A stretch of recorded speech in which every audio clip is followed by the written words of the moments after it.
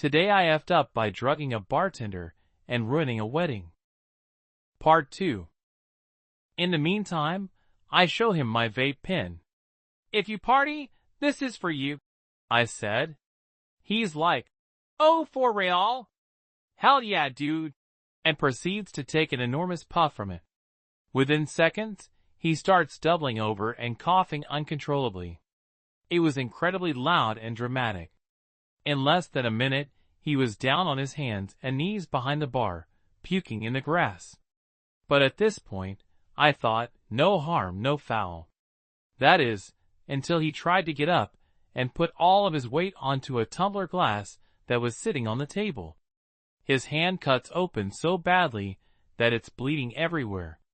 Then something really strange happened, something that had never happened before. I started vomiting at the sight of blood. Naturally, this was pretty disruptive, so the groom, who just happened to be nearby, comes over to see what's going on.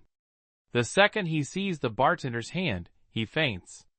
He smashes his head on the bar on the way down, and his face takes the tablecloth with it, pulling everything on the table down with him. It was a totally unmitigated disaster. Both the bartender and the groom had to go to the hospital, and the bride was understandably super upset. She started screaming at the caterers, so I figured, well, it's been a good life. So I went over to explain what happened.